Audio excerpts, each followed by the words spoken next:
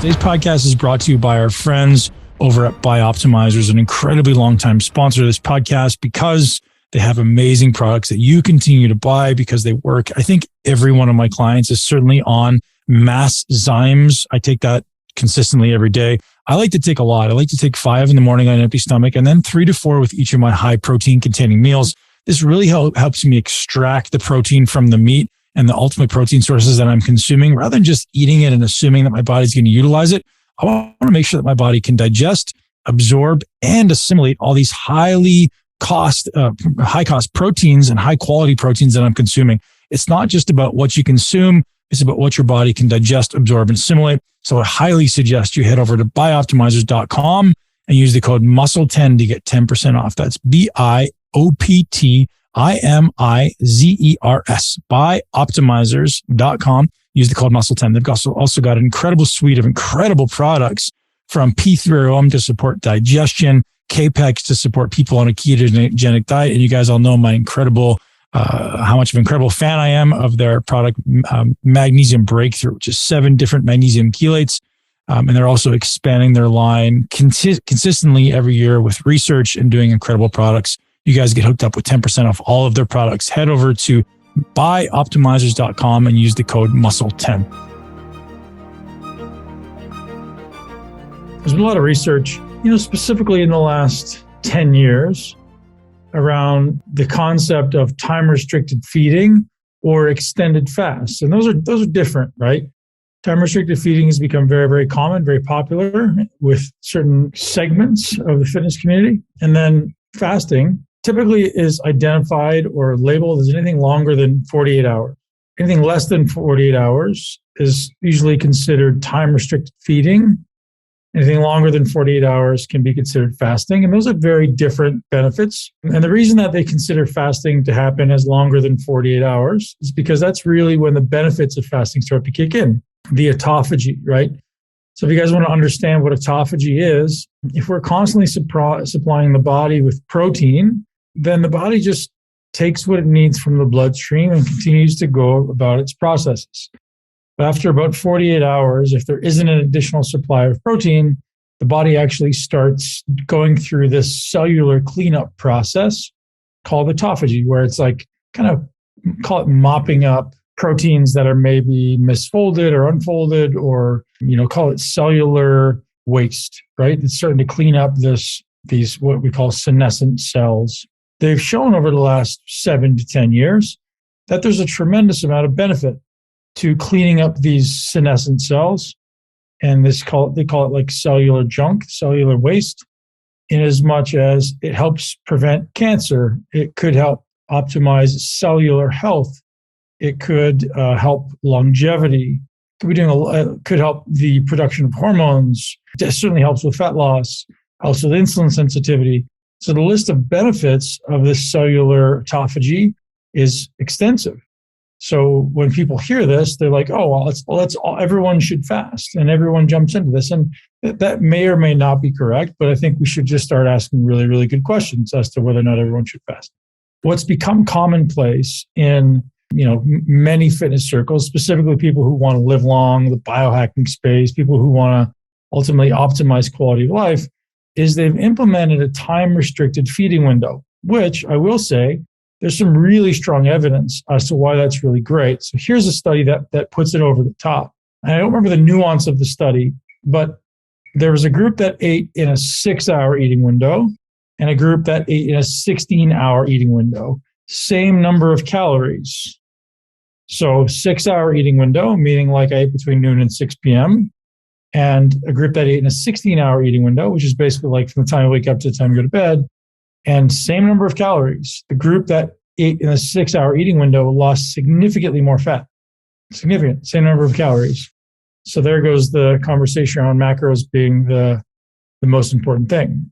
Obviously, it isn't a very important thing, but there's obviously other factors at play. That right there starts to bring validity to this conversation around time-restricted eating. What they also noticed is typically people who did time-restricted eating didn't lose muscle. Now, that's subjective because it's certain populations and only a small duration.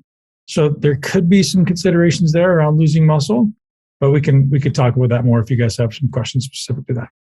So when it comes to time restricted feeding, what you're basically looking at is, let's say, for example, we wake up at 6 a.m. Maybe we don't eat until 9. Maybe we don't eat until 10 or 11 or 12. So 0 calories during that time. And we could give some nuance to that as well. And then once you start eating, whatever time that happens to be, the eating window exists from the time that you start to the time you stop. And ideally, when you're outside of that time, there's no consumption of calories. And that has said to be beneficial from a perspective of improving insulin sensitivity, maybe giving some benefits to autophagy, but in general not. And I'll talk about that in a second. And certainly improving fat loss, improving inflammation.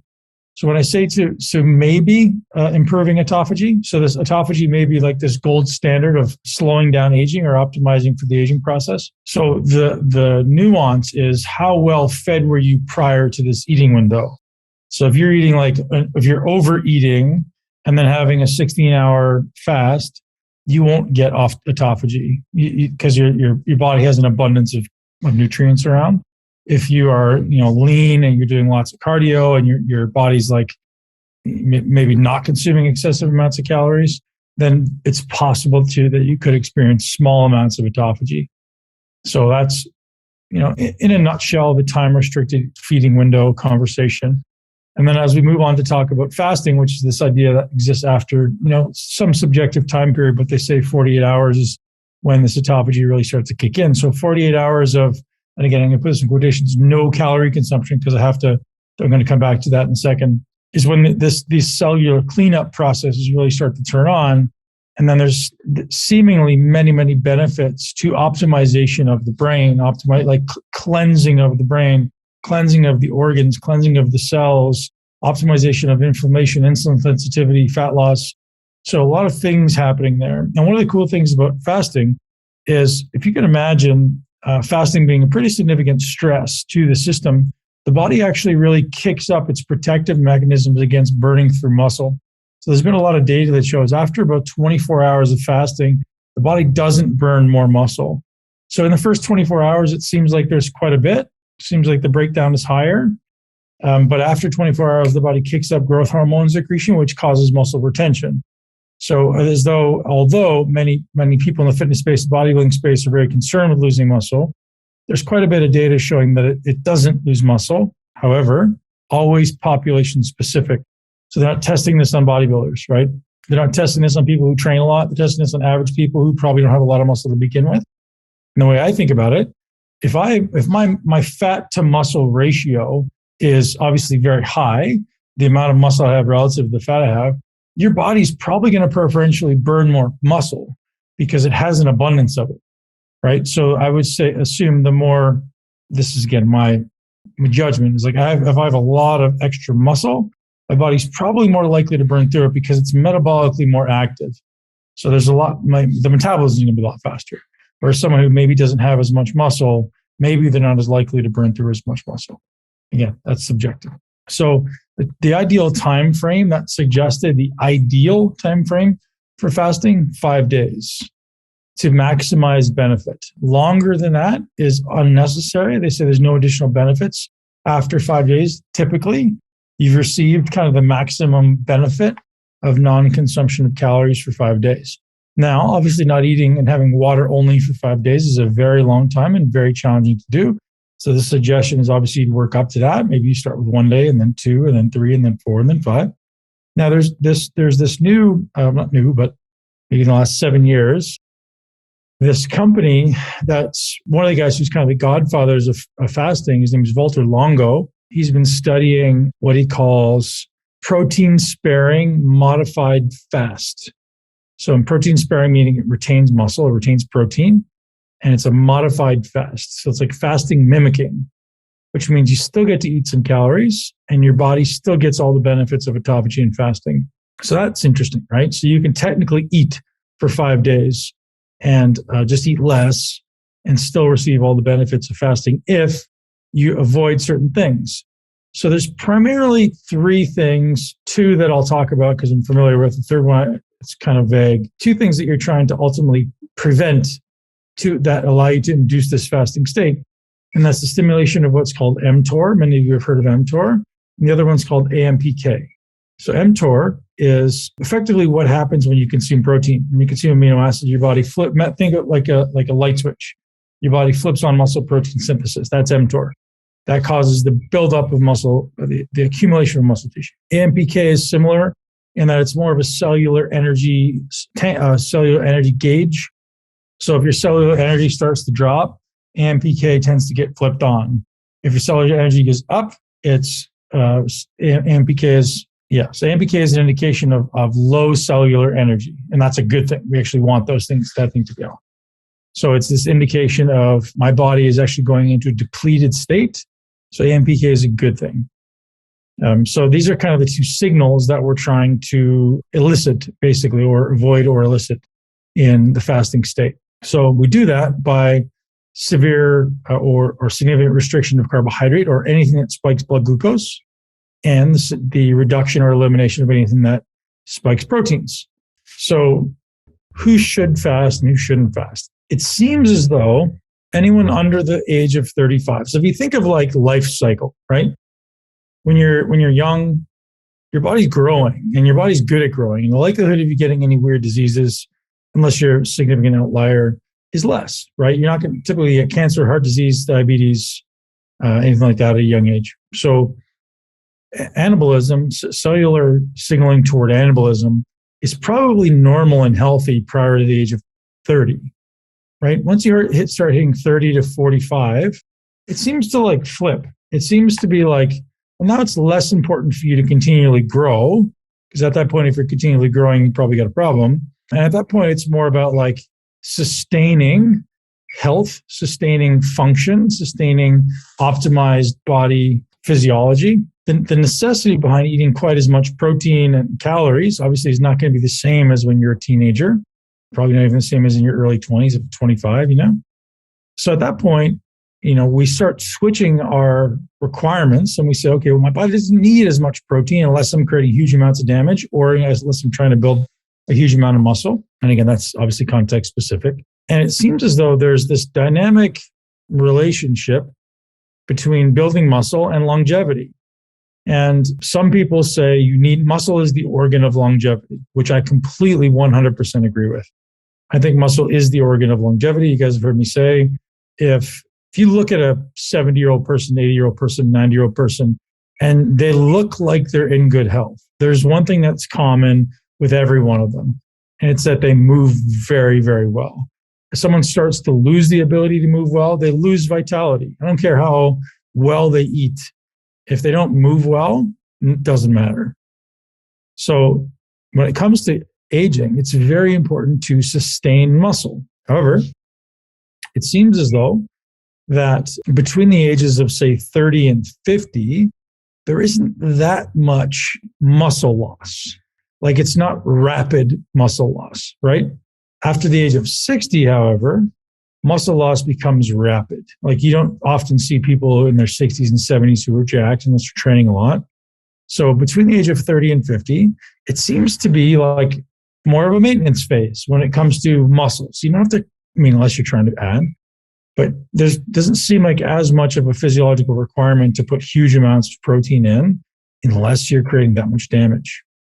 After 50, after 60, certainly, there's a massive increase for protein and seemingly less likelihood of contracting things like cancer after 60, 65.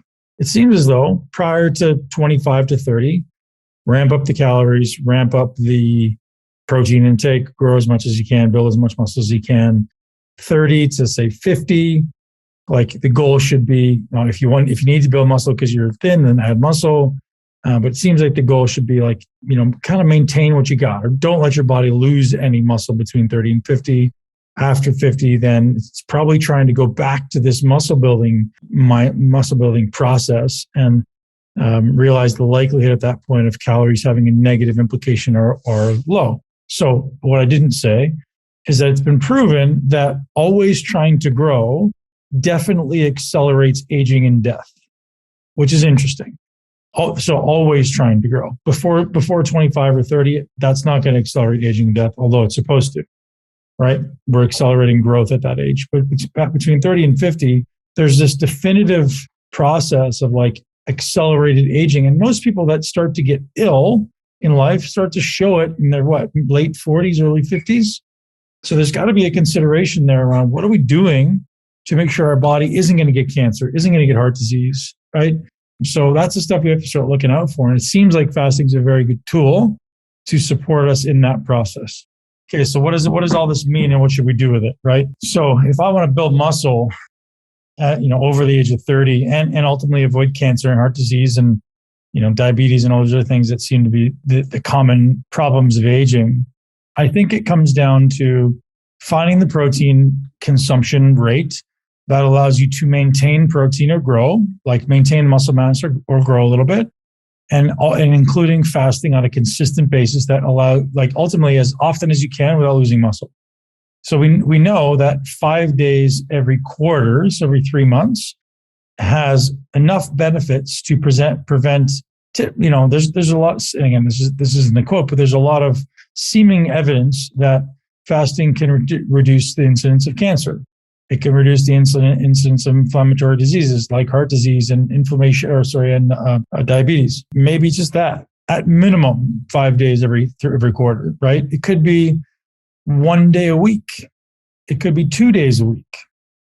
You have to then decide what is the balance for me that allows me to grow or maintain muscle at the rate that I'm looking to and still get this fasting in, right? So I'm like, I'd like to fast as much as I can and still look the way I want. That seems like the ideal circumstance. What I find when I fast is I find that the day that I come back, the number of nutrients I need to look and feel like nourished is less. It's almost like my body becomes more effective at using those nutrients. So almost like half the protein, I'm like, man, I feel like I'm hard and I'm muscular again, like I'm full. Whereas it's just like almost insulin sensitivity or nutrient sensitivity has upregulated. Whereas if I'm overeating, my nutrient sensitivity feels bad. I feel like I just don't feel like the same level of like volumization of cells. What I find to be the key to fasting is excessive consumption of fluids, like not excessive, but like I'm consuming a lot of fluids and I'm consuming a lot of sodium. Like I'm adding lots of salt, lots of water to everything I consume. So that makes it so easy, right? Because you just never feel hungry. You always feel, just great, satiated. Your brain works well. Great question on training. So obviously, if you're undernourishing and under recovering, it's not a wise idea to create huge amounts of stress and muscle damage. So training definitely changes. And so if you want to continue to train with weights, that's a good idea. My suggestion is train to soreness threshold. Most of us have a pretty decent idea, I hope, of like, once I start doing these things, like this amount of volume in the gym, I get sore. If I stay less than this amount of intensity and volume in the gym, I'm probably not going to get sore, right? So if you know where that kind of soreness threshold is in your workouts, stay right around there. Don't cross the soreness threshold. So maybe it's a 6 out of 10 perceived effort, right? Maybe it's a 6 out of 10 total volume compared to what you would normally do. And maybe longer duration things like steady state cardio type stuff, not certainly high intensity cardio stuff. And I can explain physiologically why if anybody wants to know. But in general, I think I would say just kind of assume and accept it. I also said I want to mention who shouldn't be fasting. So one thing that I've seen happen a fair amount is people switch to one meal a day, which is very common. And what happens is they're trying to eat 2,000 calories in 2 hours, and they're trying to really overeat calories in a small amount of time. It's a very bad idea. From a gut health and a physiological health perspective, eating that excessive number of calories in one meal is very, very, very unhealthy. So you see all these guys doing these epic cheat meals. It's really bad for your heart. It's really bad for your microbiome. It's really bad for your gut, really bad for your liver.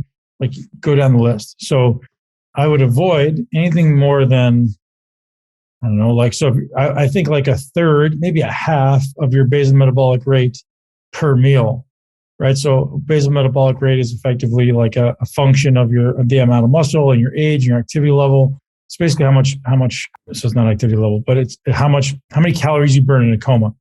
So if you're not doing anything, this is how many calories you burn based on your age and your muscle mass. So you don't want to consume that entire number of calories in one meal in general.